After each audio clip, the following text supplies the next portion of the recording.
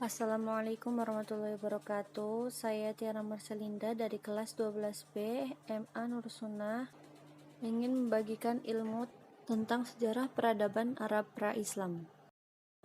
Bismillah, kita mulai dari keadaan umum geografis masyarakat Arab pra-Islam.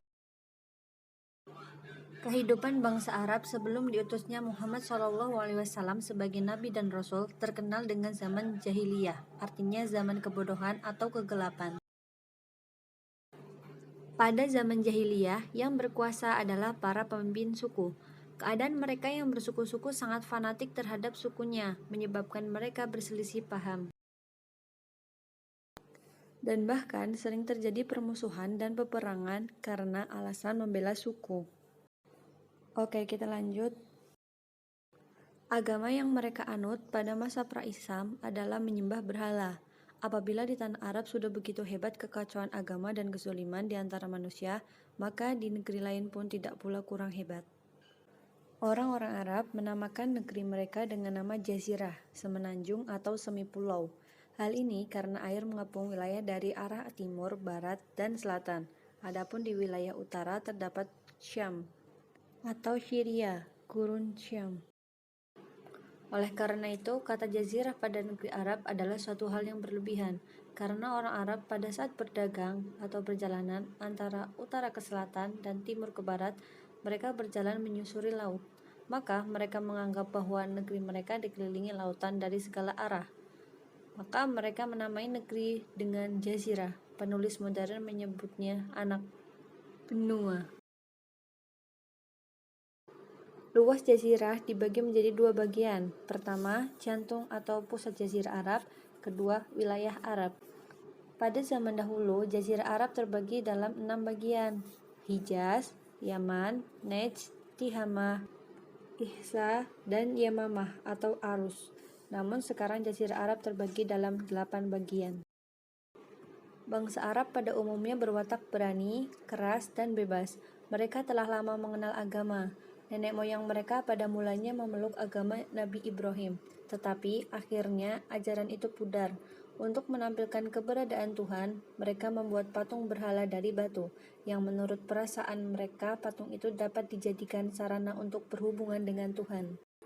Jadi mereka menggunakan patung itu digunakan sebagai perantara mereka untuk menyampaikan doa-doanya kepada Tuhan, supaya Tuhan mendengar doa-doa mereka. Kebudayaan mereka yang paling menonjol adalah bidang sastra bahasa Arab, khususnya syair Arab. Perekonomian penduduk negeri Mekah umumnya baik, karena mereka menguasai jalur darat di seluruh jazirah Arab. Adat istiadat bangsa Arab sebelum datangnya agama Islam banyak sekali corak dan ragamnya. Ada yang baik dan banyak sekali yang buruk. Di antara adat istiadat yang baik adalah 1. Suka menghormati tamu. 2. Pemberani dan pekerja keras. 3. Mendahulukan yang tua dalam suatu perkara yang penting. 4. Sedikit makan dan tidur. 5. Suka hidup bebas. 6. Bertanggung jawab serta dapat dipercaya dan selalu memenuhi janji. Sedangkan adat istiadat yang tidak baik adalah 1. Menyembah berhala, 2. Minum minuman keras, 3. Berjudi, 4. Merendahkan derajat wanita, 5. Berbuat maksiat, 6. Melakukan perampokan dan pencurian pada suku yang lain, 7. Sering terjadi perselisihan, pertengkaran, dan peperangan. Yang kedua, membahas tentang sejarah politik masyarakat Arab pra-Islam. Adapun daerah pesisir, bila dibandingkan dengan Sahara, sangat kecil, bagaikan selembar pita yang mengelilingi jazirah Arab. Penduduk sudah hidup menetap dengan mata pencaharian bertani dan sebagai macam berniaga. Karena itu, mereka sempat membina berbagai macam budaya, bahkan kerajaan. Bila dilihat dari asal-usul keturunan, penduduk jazirah Arab dapat dibagi menjadi dua golongan besar, yaitu Qahtaniun, keturunan Qotan, dan Adnaniun, keturunan Ismail bin Ibrahim. Pada mulanya, wilayah utara diduluki golongan Adnaniun dan wilayah selatan didiami golongan Qahtaniun. Akan tetapi, lama-kelamaan kedua golongan itu membaur karena perpindahan-perpindahan dari utara ke selatan atau sebaliknya. Masyarakat, baik nomadik maupun menetap, hidup dalam budaya kesukuan Badui. Organisasi dan identitas sosial berakar pada keanggotaan dalam satu rentan komunitas yang luas. Kelompok beberapa keluarga membentuk suku atau tribe dan dipimpin oleh seorang syekh. Mereka sangat menekan hubungan kesukuan, kesetiaan, atau solidaritas kelompok menjadi sumber kekuatan bagi suatu kabilah atau suku. Dalam masyarakat suka berperang tersebut, nilai wanita menjadi sangat rendah. Situasi ini terus sampai agama Islam lahir. Akibat peperangan yang terus-menerus, kebudayaan mereka tidak berkembang. Golongan Qahtaniyon, misalnya, pernah mendirikan kerajaan Saba dan kerajaan Himyar di Yaman. Bagian selatan Jazirah Arab, kerajaan Saba inilah yang membangun bendungan Ma'arib, sebuah bendungan raksasa yang menjadi sumber air untuk wilayah kerajaan. Pada masa kejayaannya, kemajuan kerajaan Saba di bidang kebudayaan dan peradabannya dapat dibandingkan dengan kota-kota lain saat itu. Orang-orang Arab terdiri dari orang-orang pedalaman dan perkotaan. Pemikiran politik orang-orang yang berada di pedalaman tentu saja sangat berbeda dengan orang-orang yang berada di perkotaan. Kabilah-kabilah Badui atau pedalaman adalah orang-orang yang hidup sebagai kabilah-kabilah kecil yang terpencar-pencar di dusun yang diikat oleh ikatan darah dan fanatisme. Maka sangatlah sulit membangun ikatan untuk bisa membangun sebuah kerajaan karena adanya tradisi pembangkangan di tengah-tengah mereka, serta ketidaktundukan kabilah yang satu atas kabilah yang lain. Kerajaan Kindah tahun 480–529 Masehi adalah satu-satunya kerajaan berdiri di tengah-tengah Jazirah Arab di antara hukum yang diatur berdasarkan kabilah. Namun, kerajaan ini berumur sangat pendek. Imrul Qais adalah seorang pengarang syair-syair masa jahiliyah. Menisbatkan dirinya pada raja-raja Kindah. Dia telah berusaha membangun kembali kerajaan leluhurnya, namun gagal.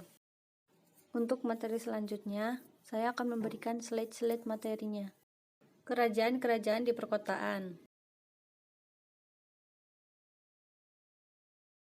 Sekarang bagian C, orientasi ekonomi masyarakat Arab pra-Islam. Sumber ekonomi utama penghasilan orang Arab adalah perdagangan dan bisnis. Perekonomian orang Arab pra-Islam bergantung pada perdagangan daripada peternakan, apalagi pertanian. D. Sosial kultural masyarakat Arab pra-Islam. Sebagian besar daerah Arab adalah daerah yang gersang dan tandus, kecuali Yaman. Kabilah-kabilah juga selalu berpindah-pindah. Mereka hanya mengenal kebebasan pribadi. Bila dengan sesama kabilah, mereka sangat loyal. Zaman dahulu, rumah-rumah Quraisy sebagai suku penguasa yang dan terhormat paling dekat dengan Ka'bah, lalu disusul dengan tingkatan berikutnya. Fakta di atas menunjukkan bahwa pengertian jahiliyah yang tersebar luas di antara kita perlu diluruskan agar tidak terulang kembali salah pengertian. Pengertian yang tepat untuk masa-masa kebodohan dan kemunduran, tetapi masa yang tidak mengenal agama tauhid yang menyebabkan minimnya moralitas. Bagian kesimpulan. Bagian A, keadaan umum geografis masyarakat Arab pra-Islam. Pada umumnya sebelum adanya Islam, masyarakat Arab termasuk orang-orang yang masih menganut agama nenek moyang, yaitu Nabi Ismail, dan letak geografis Arab. Bagian B, sejarah politik. Sejarah politik masyarakat Arab kesukuan bagi orang-orang pedalaman. Bagian tengah, selatan, utara sudah mendirikan kerajaan. Bagian C, orientasi ekonomi. Sumber ekonomi masyarakat Arab pada umumnya adalah berdagang. Apalagi daerah Arab Tengah adalah daerah tandus, jadi bertani tidak cocok di daerah tersebut. Bagian D, kehidupan sosial kultural. Bangsa Arab suka berburu dan tidak menetap, maka cenderung berwatak keras. Tapi seiring bergulirnya zaman, mereka sudah mulai mau menetap. Alhamdulillah, kita sudah selesai mempelajari satu bab tentang peradaban Arab pra-Islam. Jazakumullahu khairan kasiron buat yang menyempatkan diri menonton. Jika ada kebenaran, itu datangnya dari Allah. Jika ada salah, itu datangnya dari saya sendiri. Sekian dari saya. Wassalamualaikum warahmatullahi wabarakatuh.